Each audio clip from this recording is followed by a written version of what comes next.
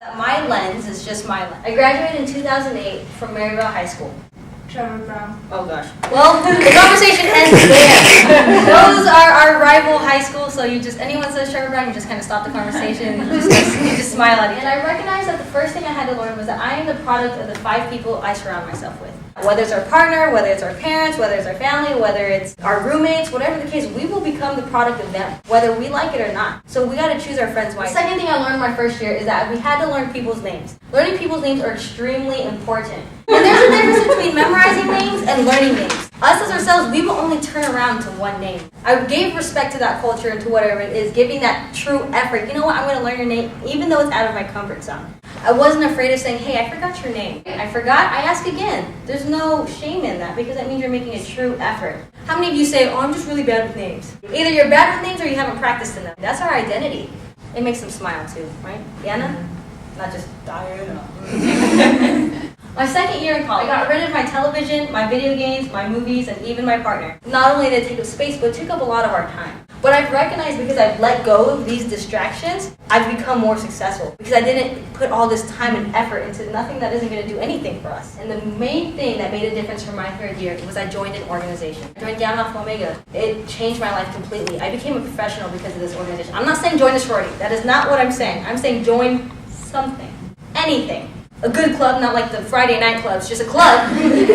I learned how to have business attire. I learned how to put an agenda together. I learned how to facilitate a discussion. I learned how to get things done. I learned how to make sure that these people were doing their job and to make sure that we're following our mission and our value statement. I learned how to follow a chain of command. And then what about the teamwork? So right now, I'm president of public relations chair of the organization. I started from the bottom. That's awkward. Just like Drake, I started from the bottom. Now I'm here, right? And the second thing I learned my third year was I put myself out there. Every club, every organization, every event, things that made me feel uncomfortable, but I put myself out there to the point where I ran for student body president. Like, what in the world am I thinking? Low income, first generation, queer woman of color, you're running for student body president, who are you? Someone that came out of left field that said, you know what? I may not look like your traditional person, but I'm going to do it anyways.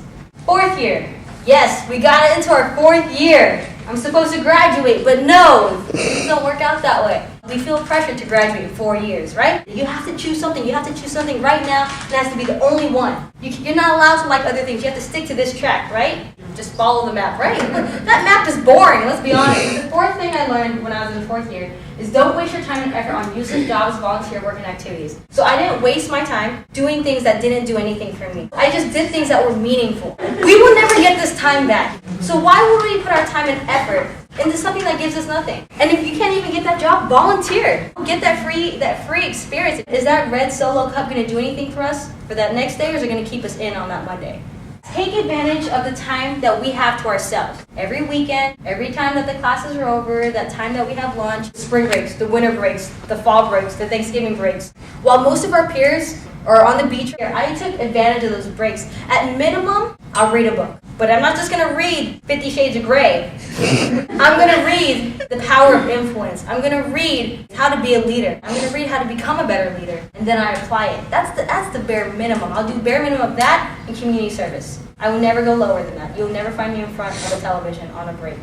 So when you have that time to yourself, that's your time, that's our time to invest in ourselves, to read that book, to rejuvenate. Only bored people get bored. I changed my major to communication studies and a minor in public relations because I wanted to be a famous talk show host. I want to be a famous talk show host. And exactly a year ago when I was at the last WESTOP conference, I expressed that to all of WESTOP. And that was the first time that I expressed that dream to anybody.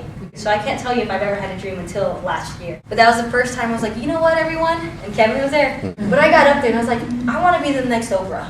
And I was like, what did I just say? Because I just gave like a promise to like 200 people. And it was like, oh gosh, now I have to do it. But so now, it's been a year since that dream has been cultivated. Since then, I've learned the importance of personal branding. Work. I believe that our generation thinks that the world owes us something. But wherever we want to go, we have to work hard because it's not going to come easy. Push, mentally, physically, and emotionally. A lot of us are afraid of being disappointed. A lot of us are afraid of failure. A lot of us are afraid of being rejected. A lot of us are afraid to ask for help because we see it as a sign of weakness. But if anything, it's a sign of strength because we are able to see that weakness in ourselves that someone else has that we need help. If I want to be a famous talk show host, I have to keep pushing. How many doors are going to be shut in my face? Probably 1,002. But someone has to open it eventually. And the last thing is to serve. We have to serve others. We're that 1% with the degree. We're the ones who had that privilege, like Mr. Coyne was saying, is being able to see the world differently, see things, touch things, learn things, hear things.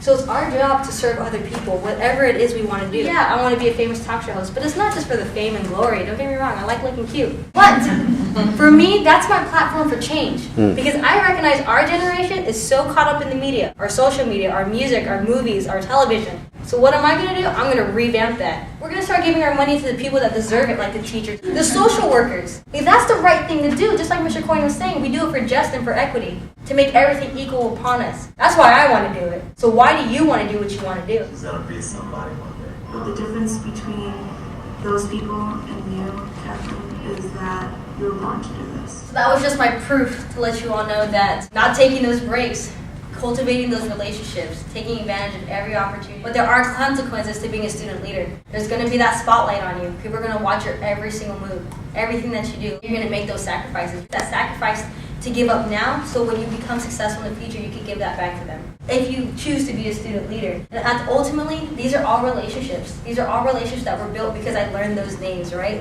Having those relationships with Carlos, having those relationships with Kevin and everybody else. Those were people, they said it all themselves, right? I didn't say, hey, make sure to say this. But that was that personal branding I was putting in there. Those are the values and missions I was communicating to other people. That's how I was making myself perceived around campus. That's all up to you. So if you want to become a student leader, it's never too late. So it's a decision though.